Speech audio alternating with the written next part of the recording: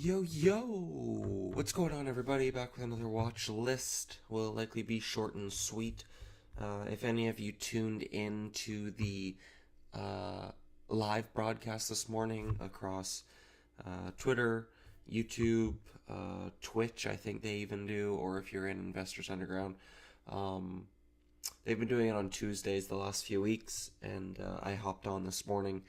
I had a big enough watch list and high enough conviction trade plans and stuff that I hopped on there. So if you watch that, there won't be a ton new going over this evening.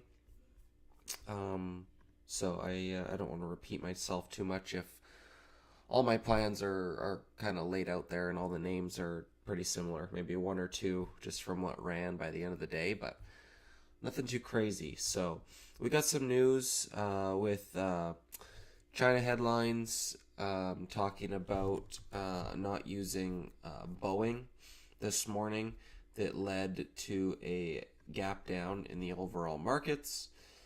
And then you had some European headlines right around here. And then you had some Trump headlines right around here. So still a very news-driven market, still very tied to that tariff idea. Unfortunately, this little pull came.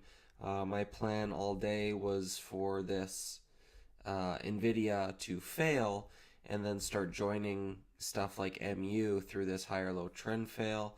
You got Soxel doing the higher low trend fail right through here, all off the back of NVIDIA and semiconductors. That the anchor is obviously the overall markets with that pullback. So unfortunately, it happened in after hours. So I will just have to be hopeful of pops back up into prior resistance. Higher the better, and look to fade that trend. So I will keep that semiconductor basket on watch. MLGO had a pretty big rebound there today, about $3 a share. Donald Trump tweet, fake news, MSNBC, it's really bad ratings. Okay. So I did cover this one a bit early, and then it went down to the tens, and I was kind of kicking myself because that was that line I had drawn from the daily prior support to become support, I guess. And we were gapping down right into it. I'm like, oh my gosh. And then the rip all the way back. So I still covered too early, but maybe about $1 too early instead of like $3 because holding through here, there was still no reason to cover until this swipe in higher low, so I likely would have been out in the 12s.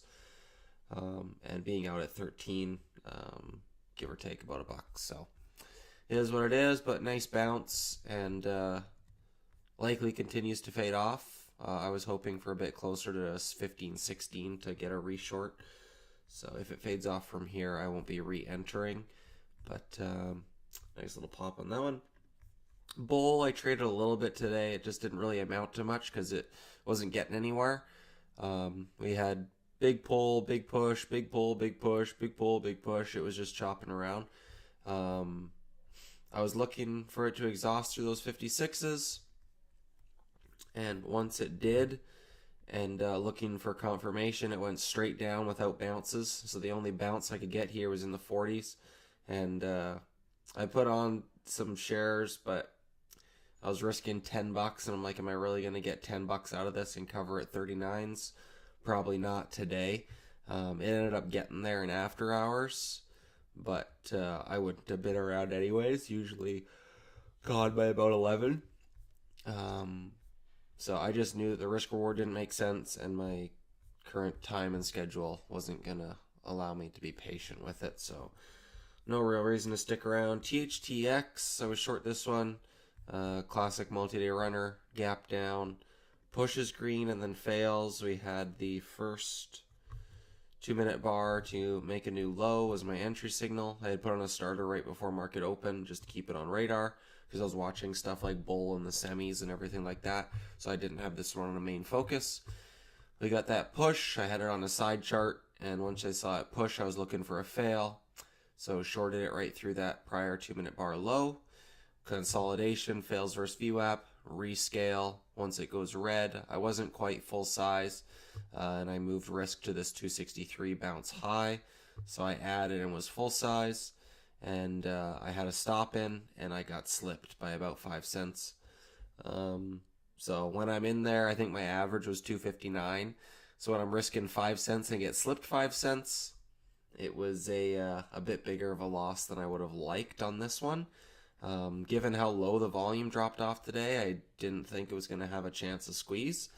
So now it's looking a bit more like liquidity trap kind of thing. It's holding up in its upper end of its range.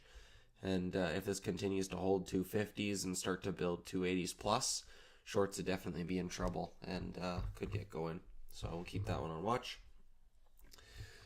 Some of these Made in America metal names that we had talked about briefly yesterday, USAR and TMC moving with it. They pretty wild range on them today. They got smoked off the open. This one stayed relatively weak, and USAR ended up right back through new highs. So this one's definitely a leader. This one maybe a laggard. Maybe plays a little bit of catch up or just continues relative weakness. See where we're at tomorrow. But no real plan on it for me, just noting the current sector momentum. And then a couple big percent gainers. SBEV went nuts, absolutely nuts in after hours. So just a big day one runner. See where we're at tomorrow, no real plan. And OST, big day one runner. Gapping down so far in after hours, but no real plan there. So main watches is going to be the semis for me. MU and Soxel probably my basket to trade, and then just use NVIDIA and SPY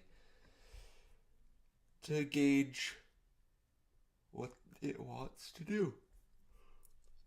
So that's all I have. I pretty much went over that this morning on the Investors Underground watch list this morning. So feel free to check that out. I retweeted it this morning on X. So feel free to give that a watch. I go in a bit more detail on some names, but basically going over exactly what I'm talking about here. So I think I will leave it there and not beat a dead horse, and then come back fresh for the watch list tomorrow. So have a good evening, guys. Trade them all tomorrow, and I will catch you in the room. Peace.